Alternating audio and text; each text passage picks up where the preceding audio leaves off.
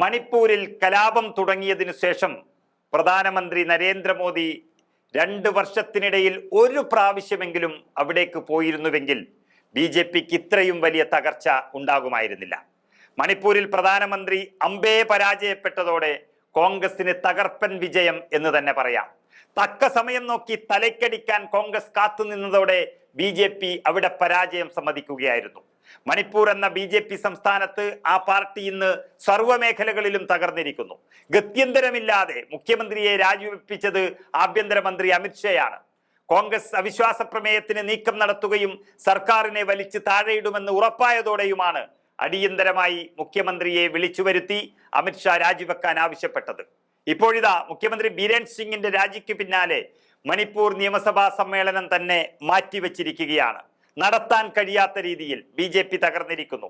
മുഖ്യമന്ത്രിക്കെതിരെ അവിശ്വാസം കൊണ്ടുവരാൻ കോൺഗ്രസ് നീക്കങ്ങൾ തുടങ്ങിയതിന് പിന്നാലെയായിരുന്നു ബീരേൻ സിംഗിന്റെ രാജിയെന്നും ഡൽഹിയിലെത്തി കേന്ദ്ര ആഭ്യന്തരമന്ത്രിയുമായി കൂടിക്കാഴ്ച നടത്തിയതിനു ശേഷമാണ് ബീരേൻ സിംഗ് രാജിക്കത്ത് നൽകിയതെന്നും മനസ്സിലായതോടെ ബി.ജെ.പിക്കും നരേന്ദ്രമോദിക്കും ഏറ്റ ഏറ്റവും വലിയ പരാജയമെന്ന് രാജ്യം തിരിച്ചറിയുകയാണ് മണിപ്പൂരിൽ. ഇത് ഇനിയൊരു തെരഞ്ഞെടുപ്പ് നടക്കുന്ന മണിപ്പൂരിൽ ബി.ജെ.പിയെ നാമാവശേഷമാക്കും എന്നുറപ്പാണ്.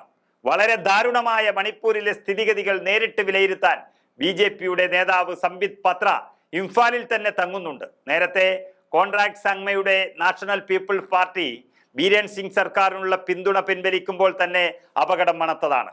കലാപം നടക്കുന്ന സംസ്ഥാനത്തെ ക്രമസമാധാനം പൂർവ്വസ്ഥിതിയിലാക്കുന്നതിൽ സംസ്ഥാന സർക്കാർ പരാജയപ്പെട്ടുവെന്ന് ചൂണ്ടിക്കാട്ടിക്കൊണ്ടായിരുന്നു ആ നടപടി. അതുതന്നെയാണ് ബി.ജെ.പിയിലെ പകുതിയോളം എം.എൽ.എമാർ പറഞ്ഞുകൊണ്ടിരിക്കുന്നതും. അവരെയാണ് ബി.ജെ.പി ദേശീയ നേതൃത്വം പേടിച്ചത്. ഇതിനിടെ ബീരേൻ സിംഗിന്റെ രാജിക്ക് പിന്നാലെ മണിപ്പൂരിൽ രാഷ്ട്രപതി ഭരണം ഏർപ്പെടുത്തിയേക്കുമെന്നും റിപ്പോർട്ടുകൾ വന്നു കഴിഞ്ഞു. എന്നാൽ NPP-യുടെ പിന്തുണ പിൻവലിച്ചത് സർക്കാരിനെ ബാധിച്ചിരുന്നില്ല. 7 എം.എൽ.എമാരാണ് NPP-ക്കുള്ളത്. 37 ബി.ജെ.പി എം.എൽ.എമാരുണ്ട്. എന്നാൽ 12ഓളം എം.എൽ.എമാർ നേതൃമാറ്റത്തിനായി മുന്നോട്ട് വന്നത് സർക്കാരിനെ സംബന്ധിച്ച് വളരെ നിർണായകമായിരുന്നു. സ്പീക്കറും മുഖ്യമന്ത്രിയും തമ്മിൽ ഭിന്നതയുണ്ട് എന്നുള്ളതും വലിയ തിരിച്ചടിയായി. വിശ്വാസ വോട്ടെടുപ്പിന്റെ സാഹചര്യത്തിൽ ഈ എം.എൽ.എമാർ പാർട്ടിക്കെതിരായ നിലപാട് സ്വീകരിക്കുമെന്ന് ഉറപ്പായതോടെ സർക്കാർ വീഴുമെന്നും ബി.ജെ.പി ഉറപ്പിച്ചിരുന്നു.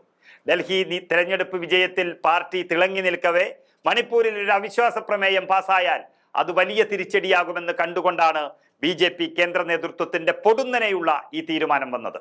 ഏതായാലും മണിപ്പൂരിൽ ബി.ജെ.പി ചീഞ്ഞളിഞ്ഞ നിലയിലായി മാറിയിരിക്കുന്നു. മുഖ്യമന്ത്രിയെ മാറ്റി മുഖം രക്ഷിക്കാനുള്ള നീക്കം നടക്കുന്നു. പക്ഷെ അതുകൊണ്ടൊന്നും ബി.ജെ.പി 2 വർഷമായി ആ സംസ്ഥാനത്തോട് ചെയ്തുകൊണ്ടിരിക്കുന്ന ചതിയുടെ പരിഹാരമാകില്ല. ലോക്സഭാ തെരഞ്ഞെടുപ്പിൽ മുഴുവൻ സീറ്റുകളും കോൺഗ്രസ് പിടിച്ചെടുത്തത് തന്നെ ബി.ജെ.പിയോടുള്ള മണിപ്പൂരുകാരുടെ പകയാണ് ഇവിടെ കാണിക്കുന്നത്. മണിപ്പൂരിലെ ബി.ജെ.പിക്ക് ഇപ്പോൾ ഉണ്ടായിരിക്കുന്ന ജീർണതയുടെ കാരണക്കാരൻ ഒരാൾ മാത്രമാണ് പ്രധാനമന്ത്രി നരേന്ദ്രമോദി. അദ്ദേഹത്തിന്റെ തോൽവി കൂടിയാണ് മണിപ്പൂർ മുഖ്യമന്ത്രിയുടെ രാജി എന്ന് തന്നെ പറയാം.